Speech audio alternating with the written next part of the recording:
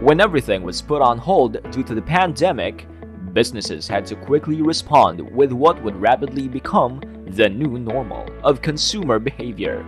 Increase in e-commerce, contactless pickup, delivery, and cashless payment options. Track Session 5 reimagines such customer experiences to adapt to their needs and expectations. In a town hall type of meeting, panelists present 10 minutes each of valuable information.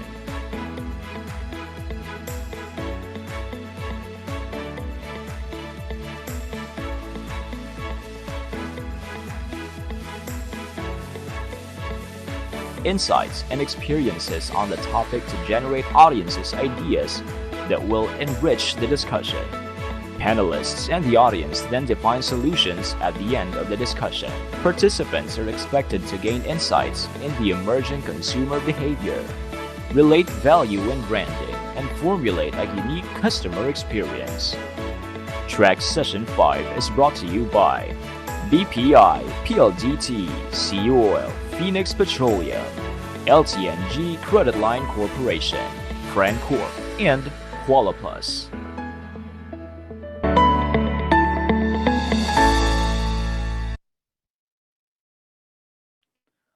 Our host for Track Session 5 is a television broadcast journalist. She was a former anchor in CNN Philippines who had her start as an anchor and host at the ABS-CBN News Channel or ANC. Please welcome Ms. Claire Celdran.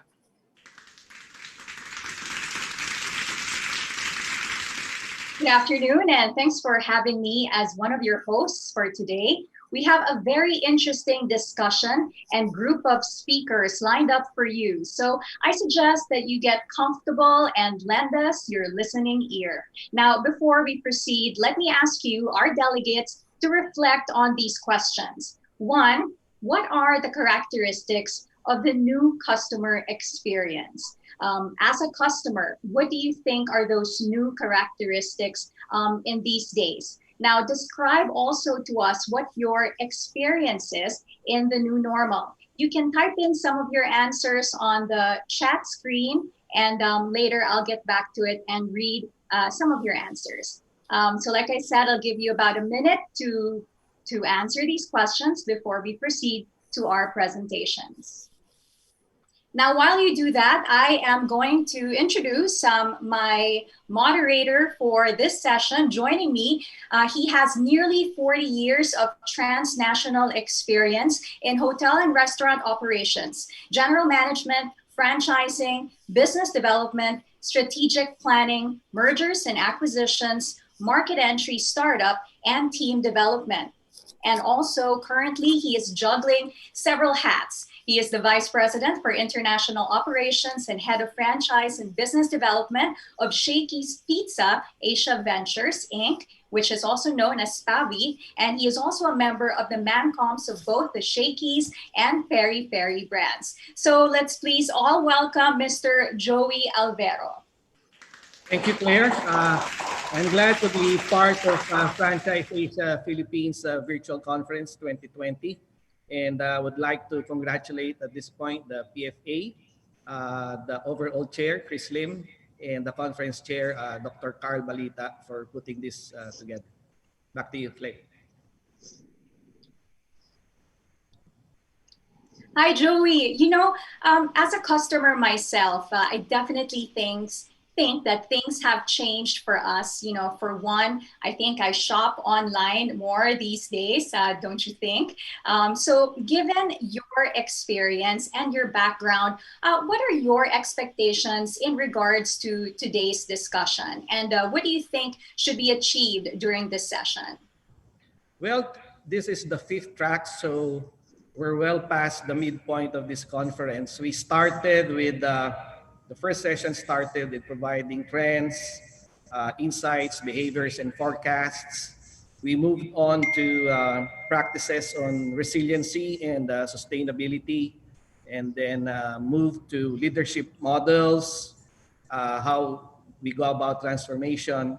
And earlier we heard some feedback and insights on store profitability, in the performance of stores, managing cash flow, managing the bottom line.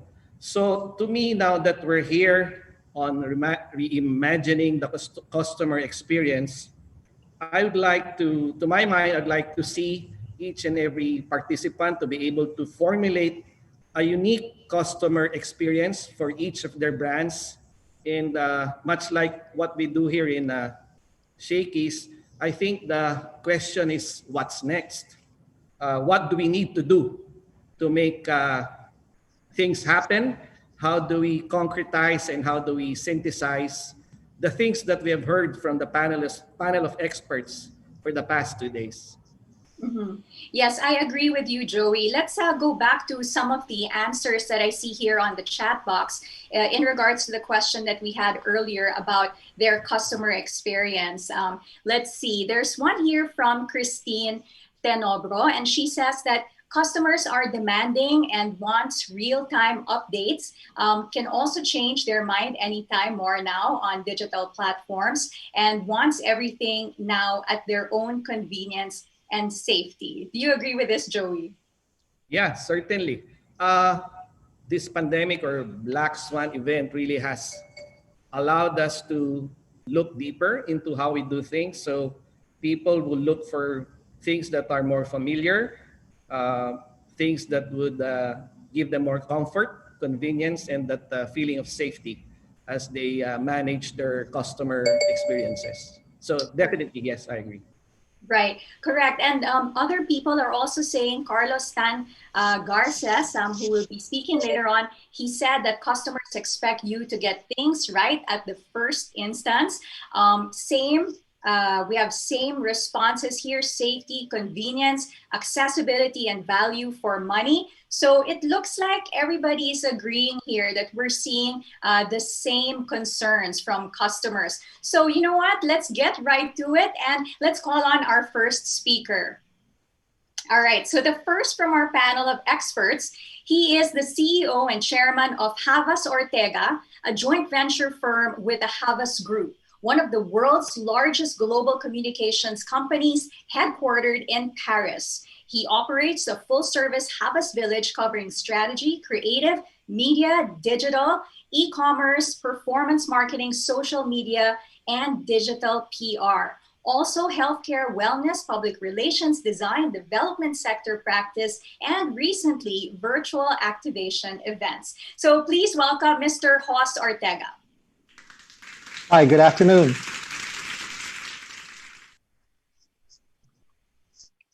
All right, so I guess I'm here to share, first 10 minutes and share with you a perspective on what the future will look like.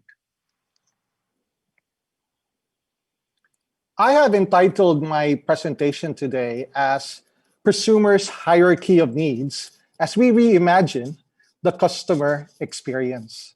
There will be two aspects I'm going to be talking about over here. One is I'm going to be defining what prosumers are, and hierarchy of needs is really an attempt at correlating or getting inspiration from Maslow's hierarchy of needs and imagining the future of customer service. Okay. Prosumers. What are prosumers? We've been studying this group for quite a while now, at least 8 years. We run about 3 studies a year studying the prosumers. As compared to the consumers, the prosumers are leading edge, first to market, forward thinking, proactive. Imagine that these are the people in your barkada. Imagine this as the young upstart in amongst all the rookies in your organization.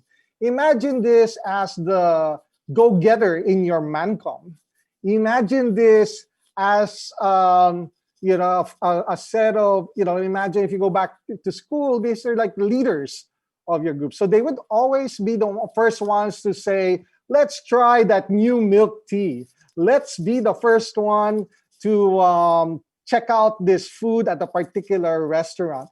Let's check out this new gym. So they're the ones pushing the agenda all the time, and always having a finger towards the future. So we call them prosumers. Now, the belief is that what prosumers are doing today, mainstream consumers will likely be doing 6 to 18 months from now. All right. So things that I'm thinking of as a prosumer today, you're probably gonna feel it's not gonna happen or anything. But 6 to 18 months from now, what I'm thinking is because I've been pushing it within my group, you're gonna start seeing some of this come to reality within the next in 6 to 18 months. So when I mention prosumers, please don't think of today. Think of what the leaders are thinking, the thought leaders are thinking today, but things will happen in 6 to 18 months. All right. So we talked about the prosumers hierarchy of needs. Then let's get into the hierarchy. All right. First one, at the very base of this hierarchy of needs for the prosumers is safety and flexibility.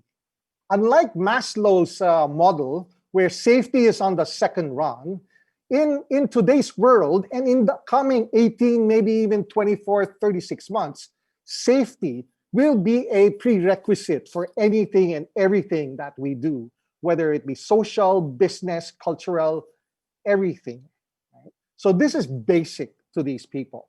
So the prosumers will challenge you, however, while you're giving me all the seriousness of safety and flexibility, remember, I'm still giving you money. So I must have a joy of shopping, the joy of the customer experience in whatever form that I am buying, whether it's a product, a service, or a food item, or a service, or like a gym service that I'm going to be doing.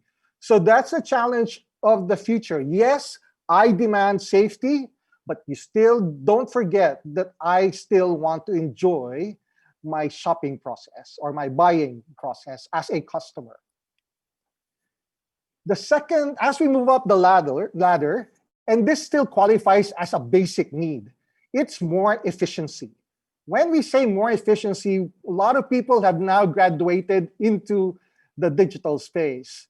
Lots of baby boomers are the ones that have actually increased the online presence of the new consumers online. No? So as the new wave of consumers have come in, coupled with the old timers, the Gen Zs and the Gen Ys and the Gen Xs into it, they start now adapting their online behavior and start demanding that across the board. And as you all know, when you're on digital, you're only a click away, right? If I'm not satisfied, click away. So you're now going to come in with a generation of customers who will say, I want it now. Now, given that, you now have an influx of what we call digital Darwinism, no? Or roughly translated, it's survival of the fittest in the digital world. Now, that means you have to be fast and furious. You have to be usable in terms of your apps and everything. And your apps have to be, your apps and your sites have to be intuitive. You must give me the things that I need even before I think about it. That's what they're demanding. And because of all the data that you have, then CRM plays a large role in this whole process so that you now identify what are the needs of your every single customer. And then personalization comes into play. As we move up the ladder, we start getting into the psychological, emotional needs of prosumers, no? Today. Prosumers today, but consumers 6 to 18 months from now. Because of what we've been, being work from home, lockdown and everything, they're now starting to look for that human connection wherever they can find it. No? So in the future, in 6 to 18 months, as things start opening up a bit more and people start to accept living with the virus and coexisting with them, your customers will now start expecting to have human interactions with your employees. No? So as we call frontline employees are those in the stores and those we have physical contact with through delivery, etc., they are now going to expect frontline employees virtually. So they will be looking at talking to virtual employees. So when I log in, I want to talk to someone face to face. Yun lang nga, through each other's mobile devices or computer. But I want to try things. I want you to recommend as an employee. I want you to tell me, does it look nice on me? Is the color right? Is it too tight? Is it work for me? Or how does this food taste? Why is your food really good? Or do you have any recommendations in my next party? So those are the human interactions that your prosumers are demanding now, and your consumers will start demanding 6 to 18 months from now. And then they're also wanting to remember when you go shopping with your amigas, the kids go around shopping with their friends. Amongst the kids, they call it squad shopping. We're a squad, we're a group, we go shopping together. Now, how do you replicate that experience online? Where right now you're going to a site and you're shopping. But how can I get 3 or 4 of my friends go into the same site at the same time and see each other while they're and though we're virtually connected, they're still able to recommend to me or what I like, what might be good to try and everything, as if you were like in online shopping. Remember, this is nothing new. That's already happening in the gaming world. Now, how do you apply the experiences of these people in the gaming world into our business environment, right? So it's nothing new. It's just a matter of migrating some of the learnings there into our space. So 16 to 18 months from now, the prosumers are demanding it now. Consumers will demand it 16 to 18 months from now. Now, as we move up the ladder, we now have unique experience.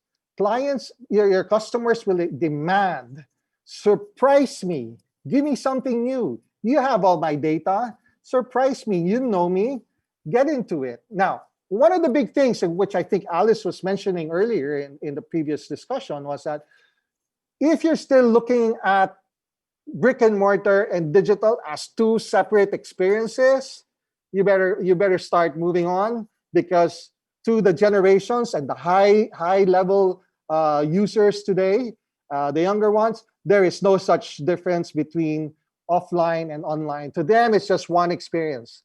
And I put it as O2020, from offline as we know it to online and back to offline. The last offline is still important because that's mostly the area that nobody or very few of the franchise owners would have access to or would actually own. No? And this is the last mile. So that's going to be the challenge. And it is an offline experience, right? So it's offline, online, offline, online. At the end of the day, it's going to go offline because you're going to deliver it. Now, think about this, right? People go to a supermarket, to a drugstore, to areas or to convenience stores, to restaurants. And then when it's full, you're lining up. To some extent, some of you have lined up an hour. Right? Can you imagine life waiting outside? Now, isn't there a solution that the prosumers are demanding today where, why don't you invent digital queuing? Where, okay, you know that there's going to be a line, you know what the queue is going to be like. Tell me on your app. Do I go there at 9 a.m.? Okay, when I go there at 9 a.m., then I'm not going to wait more than 5 minutes, because I would imagine that you've figured these things out. So it prevents me from having to wait, sweat outside, and when I go there, I'll wait 5 minutes and then I get in. All right. So thinking about the customer experience moving ahead, right? Expect them to reunite with humans. Once things open up, expect a lot of that interaction happening. And as mentioned earlier in the previous level, they will want human connections even here in the digital space. I want to talk to a human being. Enough with these bots. Enough with this just clicking away. I want to interact. I want recommendations. I want you to make my shopping experience so much better. And and entertainment is now going to play a big role. And as I mentioned earlier, how do you apply some of the gaming principles into our life? But guess what? There are already several restaurants or chains, there's one or two chains that have launched inside the gaming environment, right? So there's a game called Animal Crossing. If you don't know it yet, get into it. Ask your children, ask your nephews and nieces, because there are local brands already launching new products inside. So that is enhancing the unique experiences.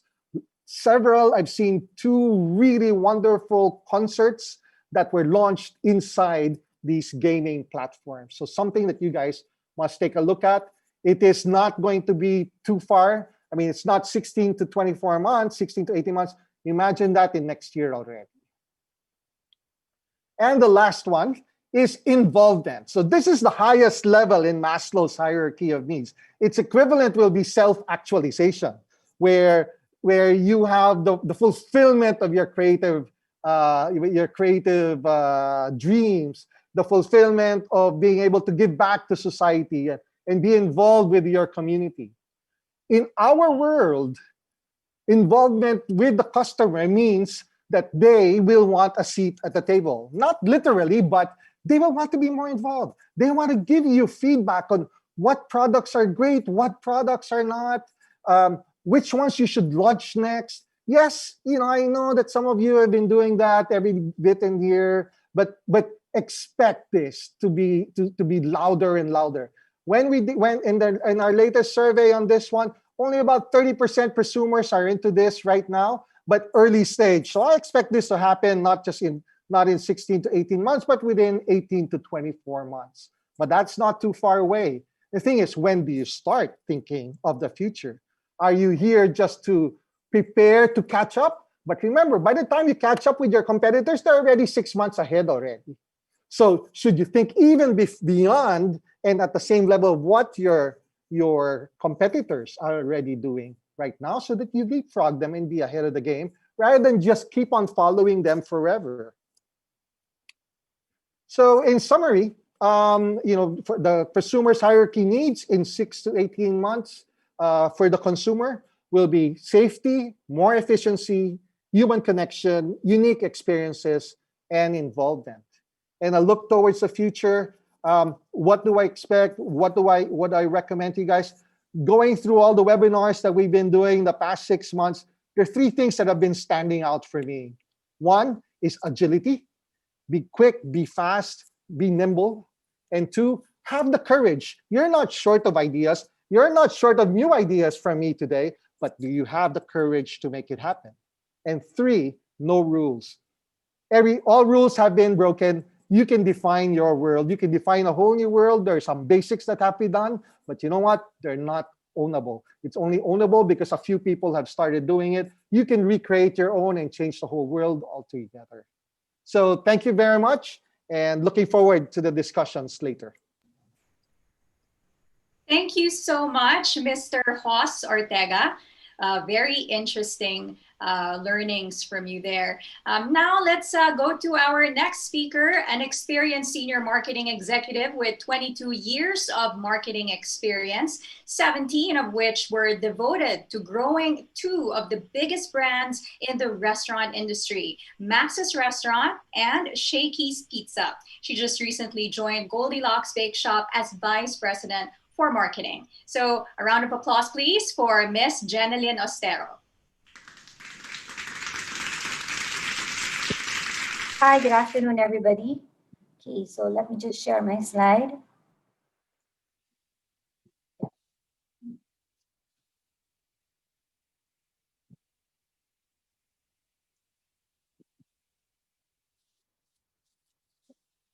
Okay, so I would like to open my presentation with a look at familiar scenes from a pandemic. Empty streets with no cars or public transportation available, empty malls despite stores being on sale, empty dining halls with just a very few diners, and people staying safely at home to either work or homeschool their children. In these scenarios, there is no customer interaction, and one might think that there's no customer experience. In a period of pandemic, how then can brand create valuable customer experiences? As marketers, it is mandatory for us that we know who our customers are. But given the changes that we have all experienced in the past 6 months, we can say that the customers that we have gotten to know so well may have also changed.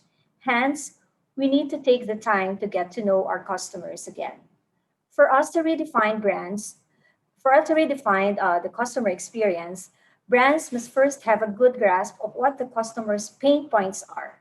What are their changing needs? Where are they today? A study done on consumer behavior shows that consumers are actually on a limbo, with 50% saying they want to stay at home and prefer working from home either partially or entirely. This means that half of the consumer may have also shifted from doing everything online to from doing everything offline to mostly online. Hence, what are the things that they are still able to do or unable to do, like probably go to malling or gathering in the big groups? From this, brands will know the gaps and what needs to answer in the new normal. With an understanding of your customers' need states, it now opens an opportunity to reflect on your products and services. Know what products and services to prioritize and deprioritize. With limited movement, focus less on dine-in or in-store services or in-store experiences, and explore growing delivery services. Highlight products that answer need for securing supplies without even having to go out. Identify new ways of serving your customers. For us at Goldilocks, since we have a limited number of stores that can deliver, we have partnered with various food aggregators to extend our delivery services and reach a wider range of customers. And lastly, recognize opportunities for developing line extensions or new products. Like this particular example that we are showing here, pre-COVID, they just used to be a healthy meal subscription provider. But showing that the needs of their customers have changed, they have also extended their products and they are now delivering healthy grocery items that their customers need to cook at home. For most restaurants, they have launched ready to eat frozen meals that their consumers can easily eat and heat at home. In a study conducted by Infinity Research on China's recovering F&B industry, product safety remains to be a top concern for customers. So, how can brands assure their customers that their safety is also their priority?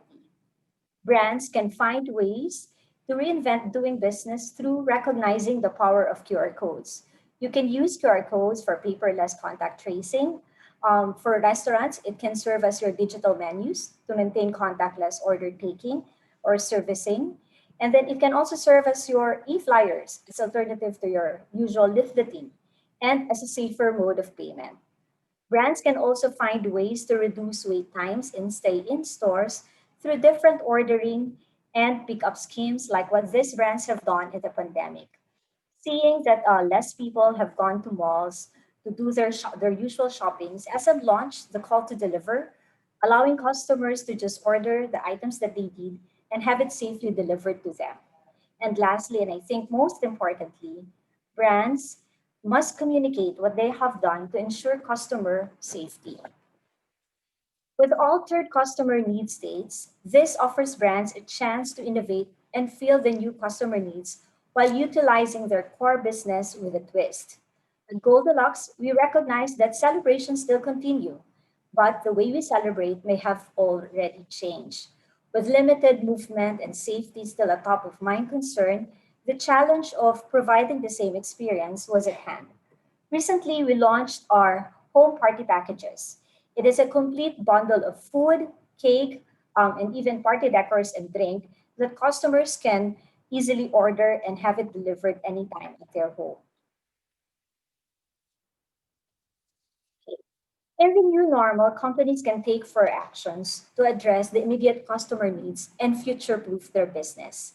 The four previous slides that I have discussed are consistent with what actions companies can take to address customer needs while future proofing your business. We have talked about focusing care and concern on customer safety. We have also touched on meeting the customers where they are, which is mostly online, and building agile capabilities for fluid times.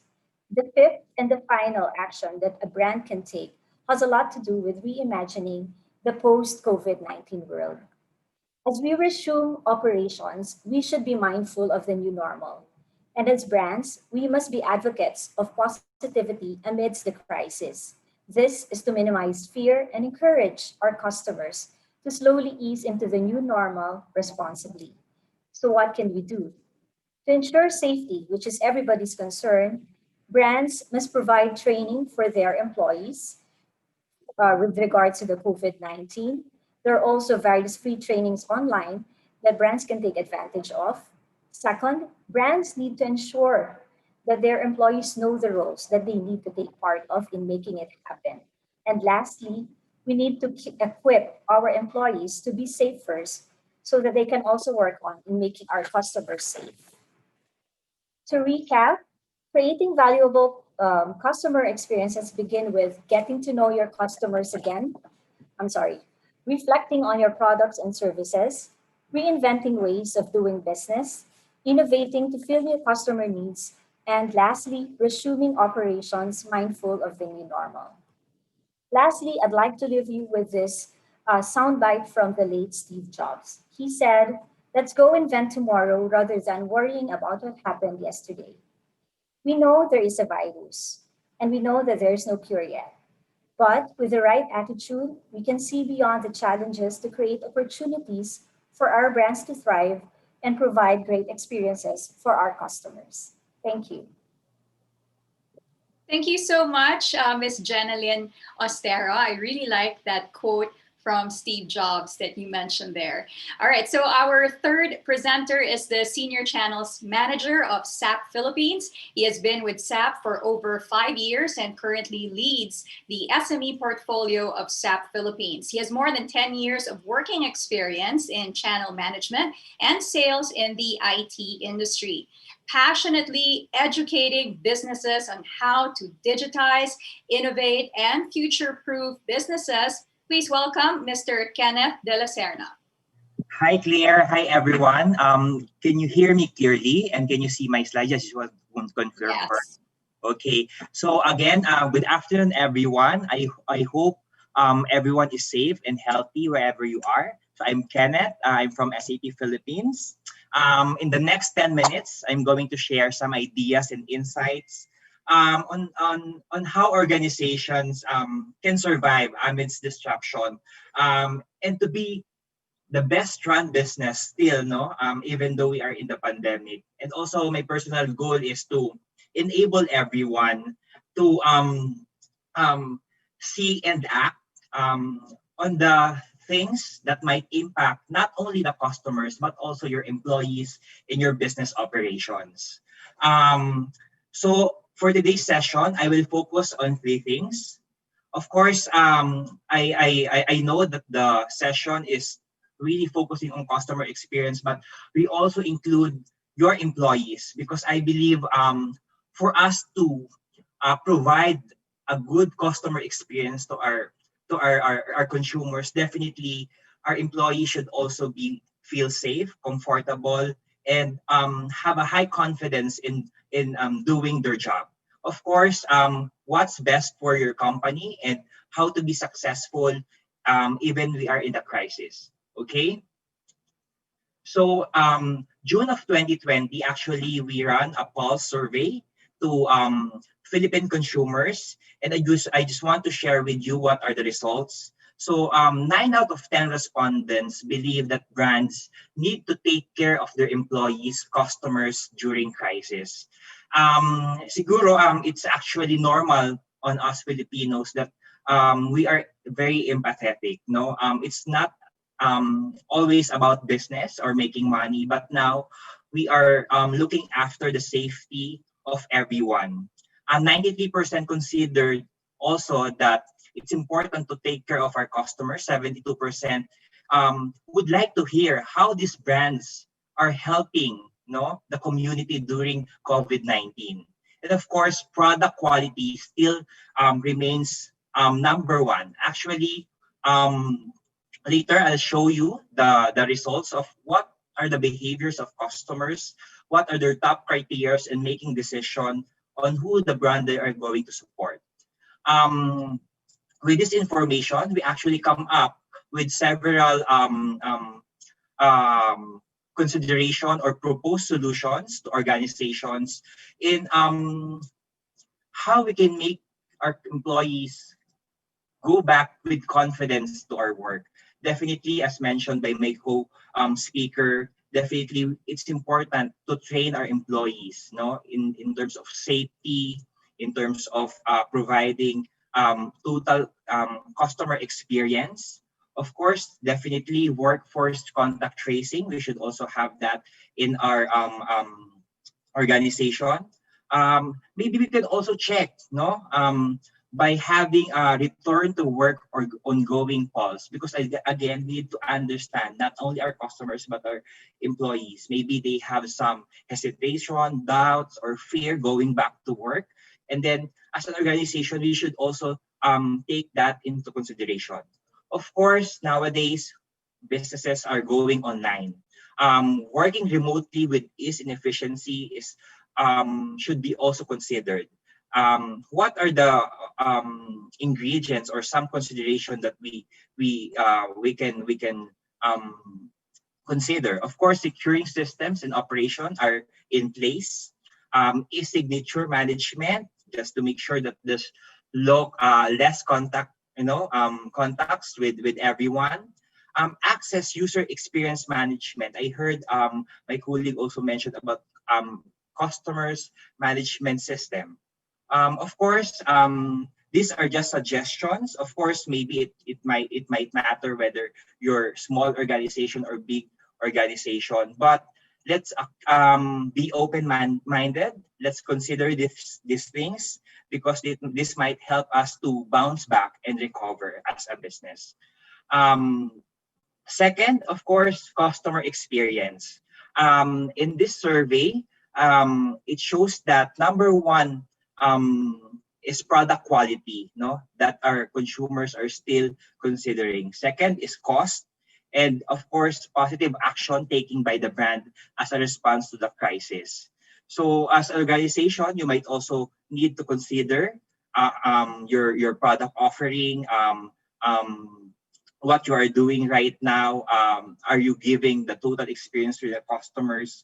And I have some key points here, because nowadays, definitely we need to elevate the customer experience. Understand what customer really wants.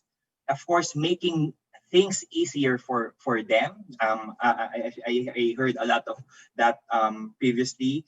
Accelerate online commerce, and then build customer loyalty. I think most of the brands have done this before, in terms of making their customers loyal to them. But now it's important to leave a memory, a good memory in this crisis, because it will last a long time. Definitely, we need to take care. Um, the customer experience, whether it's online or physical, because this can be a potential rebound and faster to grow your customer loyalty. Okay, so actually come up also, just want to share with you, know that some brands that are sympathetic to the current environment and recognized and rewarded. So as you can see here, UBX Lazada team up on SME lending program. It was mentioned before that cash is king. No, SME market are actually badly affected. Most of the companies are closing down because they don't have sufficient funds. Um, Thankfully, there are organizations that are showing support for them to survive. Actually, not this year, profitability might be a long shot, but we need to survive. Businesses needs to survive in this year, and then let's see how we can come forward in the next coming years. Nestle PH also mounts an amount, no, for Kasambuhay program for 1 million families. So it's nice to see and hear news that organizations are helping each other for us to survive. We come up with some of the information also, because as an organization, you need to know where are these customers, know where you can reach these customers. So what different channels. So this shows that, of course, Facebook, no, you can reach them online media, TV advertising, even Instagram and Twitter, no. That is actually a good information also. And then here, what are the communication? No, what are the spills of these brands? No, messages on how they are responding to COVID-19, international emails, products, and services, and also even their promotion. They are now posting it in every social media platform as well. So what are the solutions, no, that might be available that we can consider as an organization? So here, as you can see, also online banking. No, even myself, before I'm not used to do online banking, but right now I'm obliged. Actually, one of the good things that this pandemic taught us is to embrace change, no, go digital. A lot of people also increased in terms of purchasing online, purchasing local brands only, purchasing insurance also increase. Interest of switching some other brands are moving. So that's why we need to make sure that we provide a good customer experience, no? And this is some of our suggestions and recommendation to ensure that along the way, we are also transforming as an organization to provide good customer experience, like customer commerce experience management.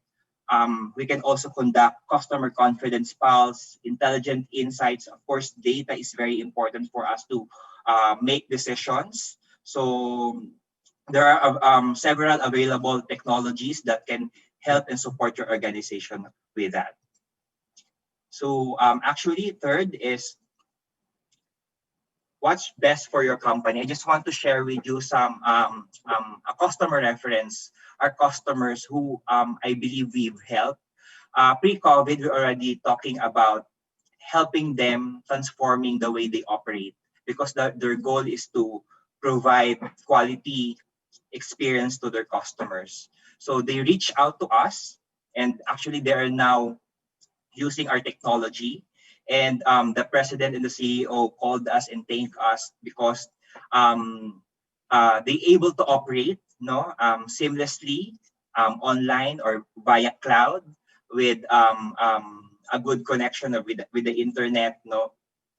They able to provide not only services to their suppliers but also the customers, and that's also need to be considered by other organization, because if we still continue working like brick and mortar or traditional way using pen and paper or Excel, that might affect the quality of service to our customers. Not only here in the Philippines, other countries also changes the way they operate their business from business to business to customers. That's why the e-commerce platform are nowadays being widely used, because as much as possible as an organization, we need to have a wide reach in terms of reaching the market or go-to-market strategy. It's no longer about business to business, but also reaching out some other greener pasture, which is reaching out to your direct customers. So here are some of our suggestions, no, in terms of how we can ensure that there's a business continuity, efficiency, and safety. So we must consider building financial and business resilience plan for the top management. Of course, you will be needing a technology for that, no, to support and to support you how to monitor and execute. No, of course, financial close continuity, intelligence, process automation, and the other side is making sure that this business supply chain resilience is intact. Not only plan, but we can execute. And then there's a lot of technologies available. There's a digital supplier network to make sure that you have enough inventory, that you don't lose opportunity. Customer complaints you don't receive customer complaints because you don't have inventory when they ordered. So ensuring that the total life cycle and supply chain is intact. Of course, production, warehousing, sales, and operation planning solutions, and as simple as hearing and understanding your customers. There's also already a digital platform for that. From SAP, of course, our vision is really to help the world run better and improve people's lives. And in this pandemic, we remain committed in helping the businesses, and definitely together we will get your business running at its best again. Hopefully, I was able to share some ideas. Just a mini game to have an interaction with you. You can use this QR code to get an essential kit from SAP. Actually, this essential kit is close to my heart because this are our baby project in the middle of pandemic. This kit contains the products of our customers, so that at least we can help them promote their business. And this essential kit contains essential things like alcohol, alcohol gel, face mask. So it's really just a spirit of helping and making everyone safe and healthy. So thank you very much, everyone. And thank you to you too, Mr. Kenneth de la CERNA. Lots of really good information there for us. Now let's go to our fourth presenter. He has handled the training requirements of top organizations in Asia, the United States, and the Middle East. As a workplace learning and performance professional, he has almost 20 years of experience in designing, customizing, and delivering classroom and e-learning programs, and has trained over 160 corporate clients. He is the part owner and trainer of Antipodean Coffee and Culture, the co-founder of ASOD Training. Let's welcome Mr. Carlos Tan Garces.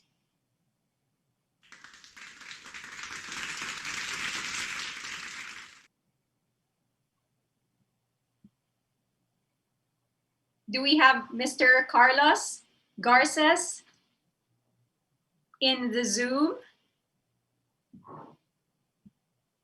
Hi, Kenneth, you're still on. Maybe there's something you'd like to add to your already very informative talk earlier while we wait for Carlos to come in. Yeah, of course. I just want to advise some organization that whether because I believe based on our study, Philippine market is really an SME market, and sometimes SME got intimidated that they cannot afford this technology. We are just small. No, there are a lot of technologies. Actually, in the past 3 years, SAP really helped educate the market, especially in Visayas and Mindanao, who are most dominantly are family-owned business. No, and surprisingly, they adapt to the technology, and now they're seeing the result of embarking and transforming the way they operate their business. So it's not always expensive. No, so don't get intimidated. Yeah, Okay. Yeah. Okay, thank you so much again, Mr. Kenneth de la CERNA. Later, we're going to get back to Mr. Carlos and see if he can get back on Zoom. Meanwhile, I'd like to bring back Mr. Joey Alvero and to talk to our experts right now. Let's start with some of the discussions here and the questions that some of the delegates are already asking. So let's start with this. To our panel of experts, how do you define the customer experience, these days as compared to pre-pandemic? What is so unique about them? Yeah, in addition to that, Claire, perhaps we could ask our panel of experts, given that this is really something new to them, is there really a big shift like in the purpose of your original brands? Did you need to repurpose? Are you still catering to the same customers pre-pandemic? What's your take on that? Hoss and GENALINE, you may want to comment on that.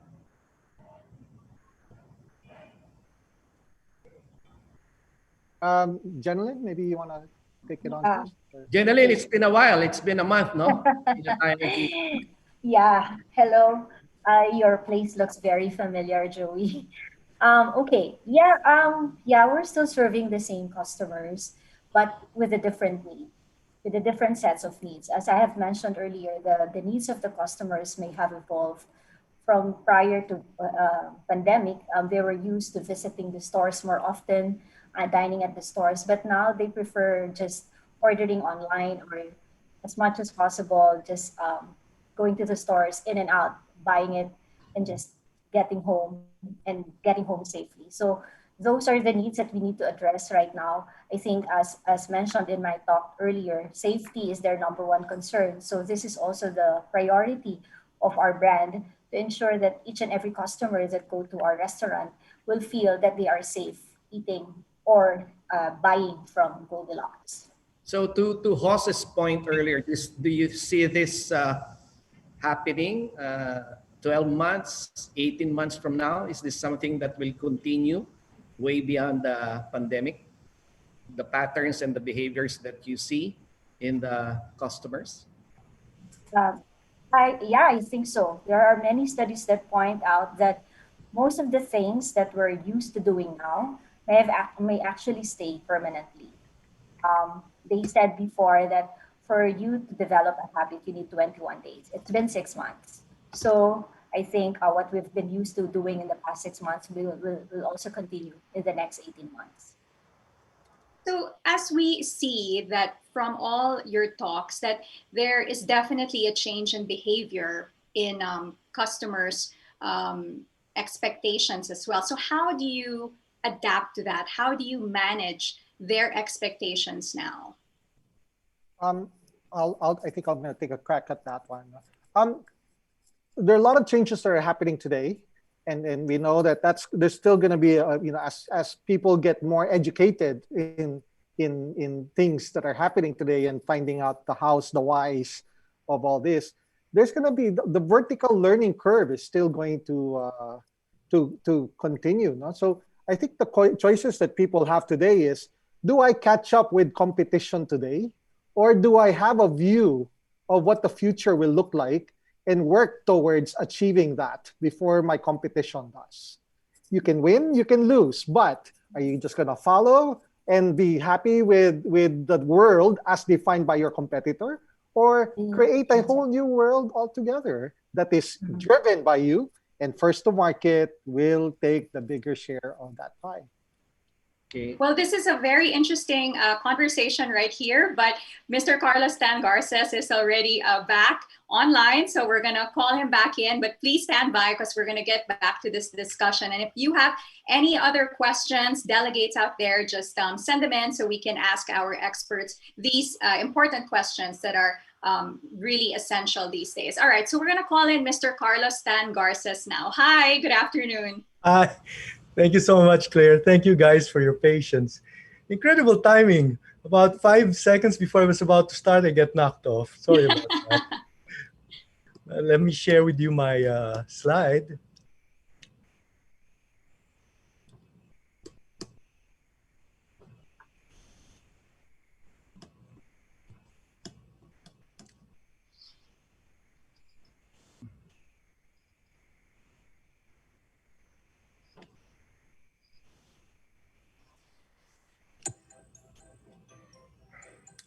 You're on, Carlos. Yes, thank you.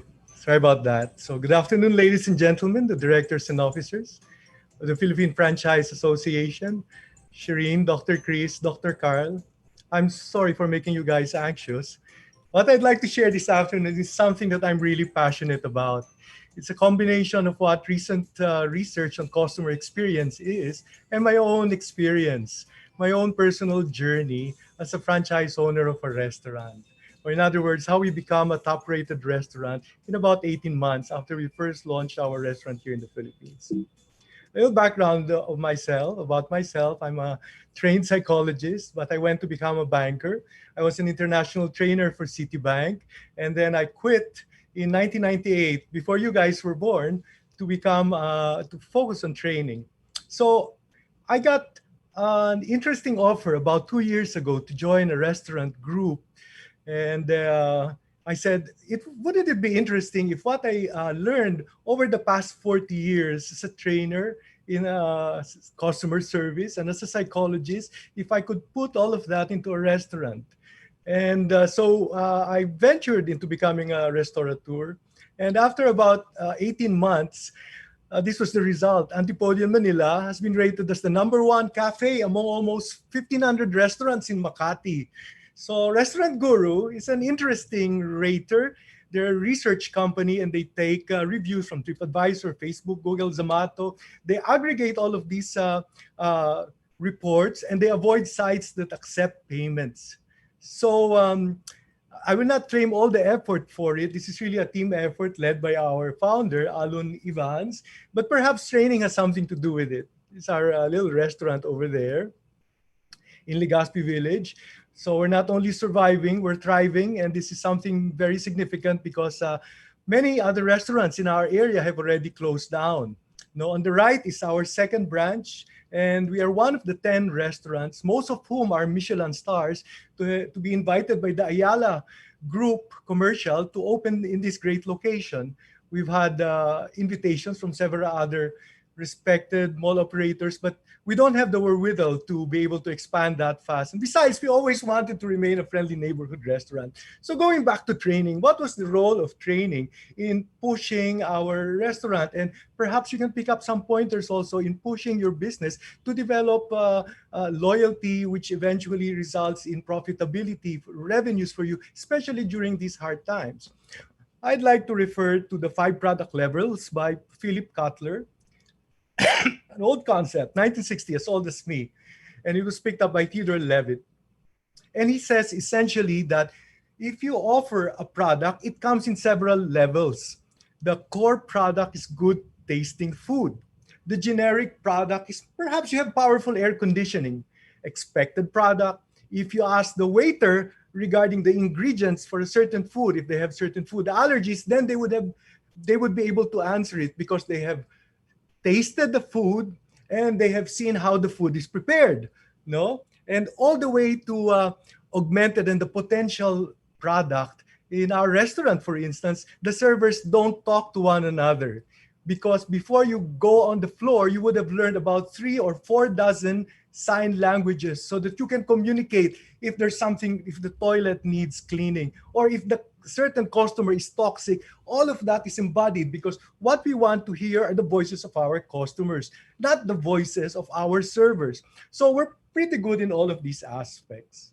So I would say that we're pretty good in delighting the customers because of our very high ratings. But is that a good enough strategy to make them loyal? And loyalty is important because that is what keeps people coming back.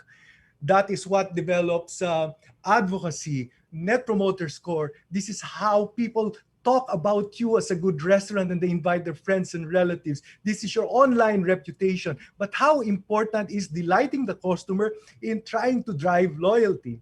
So, old concepts, fast forward 40, 50 years later. The CEB, which is one of the leading research organizations, shows this slide that it covered the research of over 400 organizations worldwide, research of over 97,000 customers, which yielded millions of data points. And this is what the message overwhelmingly tells us. Delighting the customer has very little to do with developing loyalty and pushing revenues. It's an old concept, but it was never tested scientifically. So what really works? How do you develop loyalty? Which, as I said earlier, helps us drive revenues. I'll answer that in the form of a question. Here you are, you're enjoying yourself in a restaurant, and then it's pretty close to 11 p.m., and you're worried that everybody might have to go home. So you ask the server, what time do you close? And the server can answer in any of 2 ways. The first response is, we close at 11 p.m. or we remain open until 11 p.m. So if you have your chat window open, you can answer A or B. What do you think is the better response? What provides a better customer experience? Right, thank you for your response. B is a better response. Although you actually mean the same thing, B is what you call an engineered response.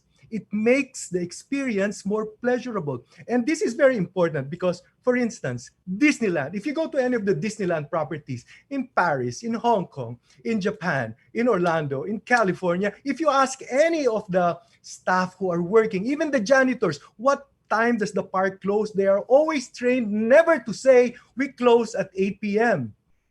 Part of their training is to use a positive script. They will always say, the park remains open until 8 p.m. Then tomorrow, the magic starts again, right? So there are things that you cannot change. Closing times are touch move, but the way that you express it to a customer will make all the difference in whether that customer will have a pleasurable experience and will therefore be loyal. In the restaurant, how does this apply? Now, we serve only Pepsi in our restaurant. We don't have Coke. I don't know for what reason, but if you ask any of our servers for a Coke, they will never tell you, I'm sorry, we don't have a Coke. They will respond, I'm happy to get you a Pepsi. Will that work for you? You see, we carry only Pepsi. So a lot of us are very careful about the quality of our food. We are fastidious about taking care of our operations. But do you actually try to understand at the point of sale what your frontliner is saying to your diners or to your customers? And one other thing that's going against us, Southeast Asians, is where we have a propensity to apologize for everything. And apology has its place. If the customer is upset, then apologize. But if they're not, an apology just reinforces the negativity of the situation. Just say what you have instead of saying what you don't have. Okay? So let me give you now a second scenario. So that's the first technique. Use a positive script. Use supportive language whenever you are interfacing with the customer, especially if you are going to be conveying a negative message. Here's another example. A customer finally can afford high-definition television. It arrives without issue. But what the customer did not know is that she needed to contact the cable company for an HD converter. So it's a second contact. Although it's with a different supplier, it's still a second effort that the customer has to do to get his HD TV working. So the installer arrives, and then when he arrives, he looks at the cable and says, excuse me, you need special cables. So the customer again has to call the shop where he bought the TV, and that's the third contact. What's the result? A high effort experience. Okay, so what would you like to do? What's the ideal scenario? The second technique is avoid the next issue. At the point of sale, the TV salesman should have said, congratulations on your purchase. I don't know why not too many people say this, but this is such a brilliant way to hand your a person's order, especially if it's a large ticket item like an appliance. Congratulations on your purchase. But before I let you go, may I ask a few questions? Who's your cable provider? And the customer says, it's Sky Cable or Frontier Cable. And the TV salesman says, as I see here, you'll need a cable converter with Frontier. It'll cost another $1,000. Now, can I include that in your purchase?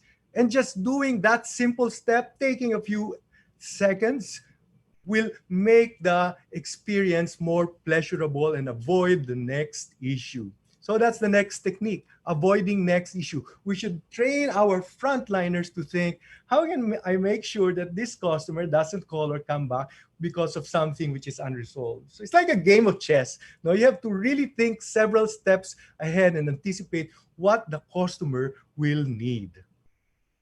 The third scenario, the customer orders a washing machine from your store. But the condition is someone has to be home to accept it, and also to witness how it is while it is being installed. So the customer requests that it be delivered after work. But the store says that they cannot guarantee the exact time. It's a third party which delivers the washing machine. And there's traffic conditions, so they cannot guarantee it for delivery as soon as tomorrow. So you now have Representative A saying, if you want it after 5 p.m., you will have to wait 7 days, because we can assign a special delivery Now, the second representative will say instead, we can deliver it after 5, but you have to wait until next week. But if you really must have it, can you have someone open the door for the delivery and installation between 9 to 5 tomorrow? And what the representative B did is something really brilliant, because from the psychological point of view, the customer is thinking of his option and the store's solution. And the store's solution is clearly inferior. But if you put a third option, you now give the customer another opportunity to compare option B with option C. And clearly, waiting for 7 days more to have a washing machine delivered is an inferior solution. He really wants to have it by tomorrow. So he's going to exert extra effort to get somebody to be there, to open the door, and to witness while it is being installed. So these are techniques, strategies. Just changing the scripts a bit of your frontliner will go a long way towards providing a much better customer experience. Third technique, okay, give a superior and a subordinate option. Avoid saying no, and we should train our frontliners, our servers, our store clerks to look for options instead of saying it's against policy or we can't do anything about that. The customer hates no. And with the democratization of advertising, everybody now is selling on the internet. Customers more than ever have so many options, have so many choices. So if you can't deliver what they want, they're going to go somewhere else. The fourth scenario, which sounds better. You're so excited because you got your new iPhone, but then after using it for a few days, you found out that there's something wrong with it. It's malfunctioning. So you have a representative A saying, let me check to see what I can do. Have you tried resetting it? Press these 2 buttons simultaneously to reset it. Oh, that still doesn't work? Let me check our manuals to see if there's anything I can help you with. Well, there's nothing that I can find. I guess you'll have to bring it over to our repair shop. A longer script. But the representative B said, I'm sorry, I can't tell what happened to your phone just by talking to you right now. Can you please bring it to any of our accredited repair shops? So please put in your chat, what do you think is a better response? Representative A's response or Representative B's response? And mind you, these are research responses. And we have data showing which one is really clearly superior. Okay. Response A resulted in a 67% higher quality experience, according to research. Okay. If whenever you can, show your customers that you exhibited additional effort.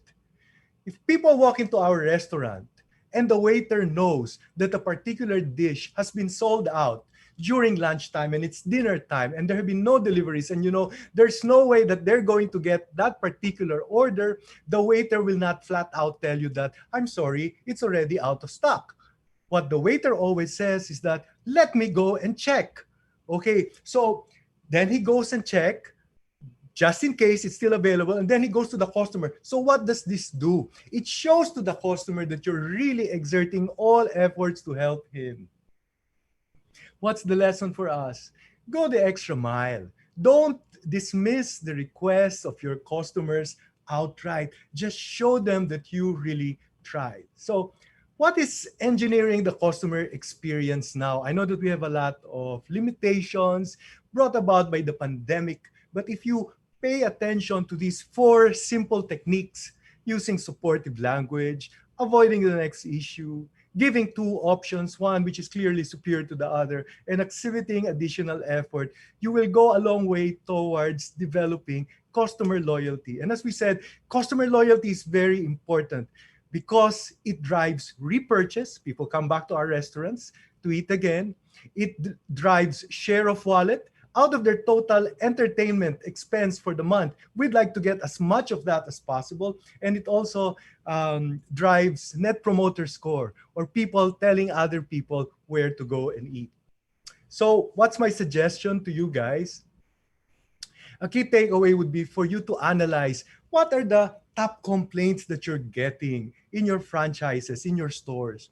And you will notice that about 5 to 10 of the most frequent scripts being articulated by your people are those that contribute to 80% of complaints.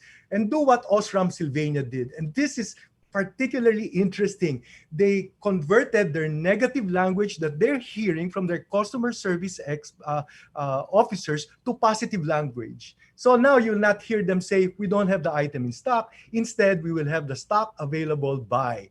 So, and what happened? As a result, the escalation rates. Escalation is when people say, I want to talk to your supervisor. It went down by 50%. And the customer effort score improved by 18.5%. So in closing, I'd like to share with you that in these times, don't focus on what you cannot do because of the limitations of the pandemic. Instead, focus on what you can do for the customer. Thank you. Thank you to Mr. Carlos Garces. Definitely worth the wait.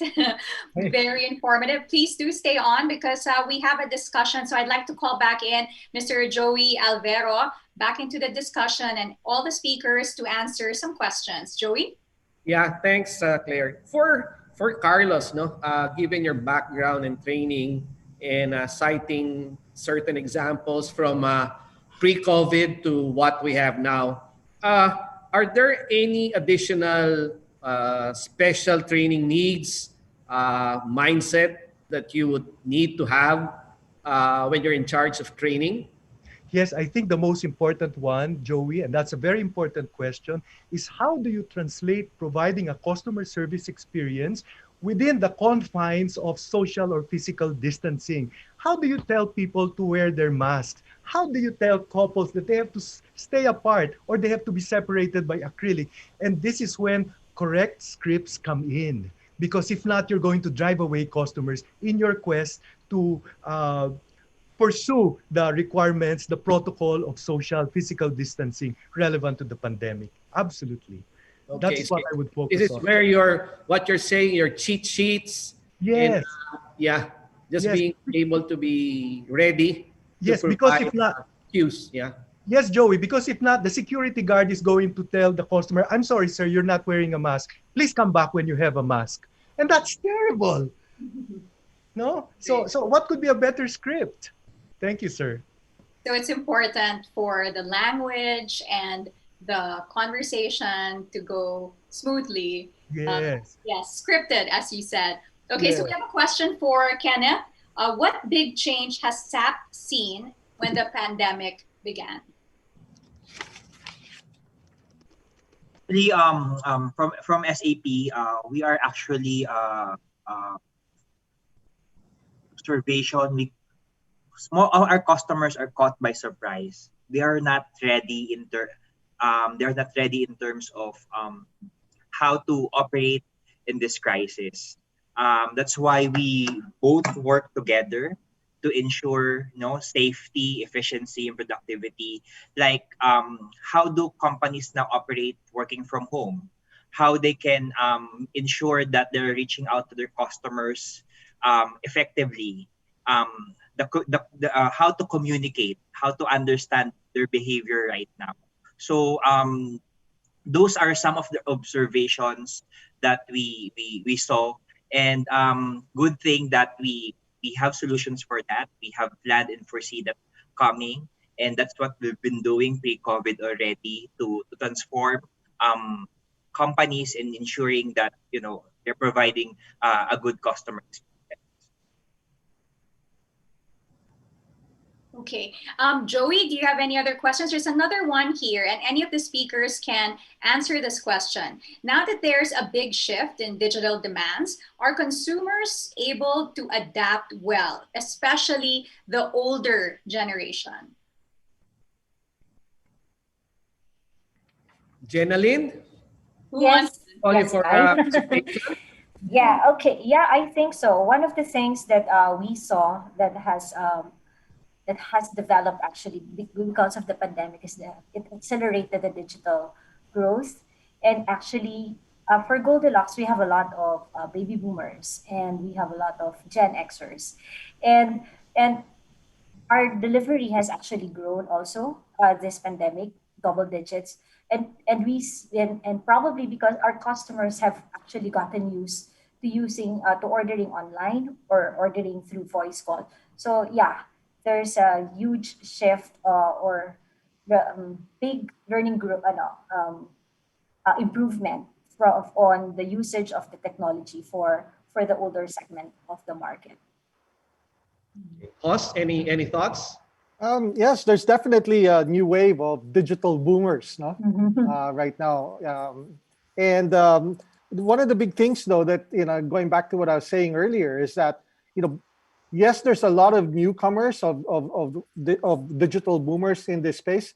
Now, watch when the caution is they're going to start adapting some of these digital behaviors into the offline space. So because they're into digital, everything has to be done now. Everything is only a click away.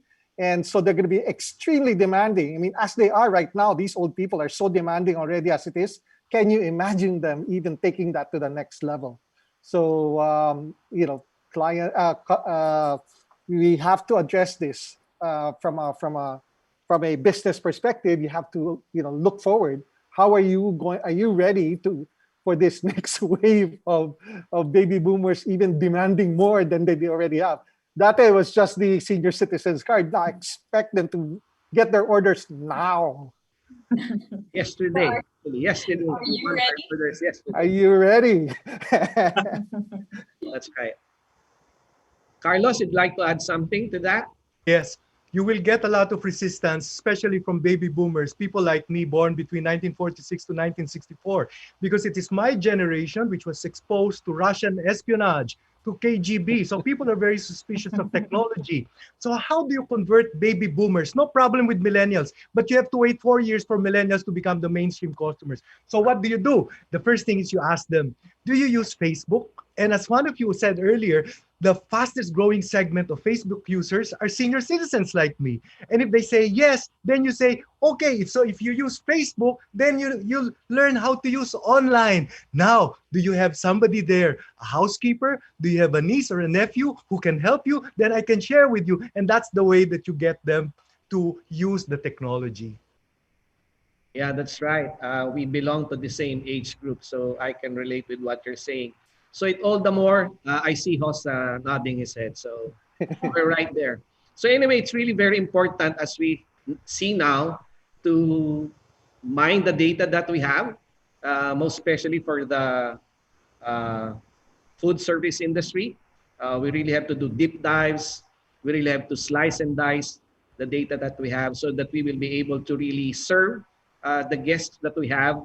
And as we mentioned earlier, individually as brands, we should be able to come up with our some sort of template and look at how we're going to address the needs of our guests, of our customers moving forward. Maybe we need to tweak our business models. We need to look at our unit economics and make sure that we are able to serve them the best way we can and continue having our loyal base of customers. Claire? Yes, that's very interesting what you said. Definitely a lot of takeaways.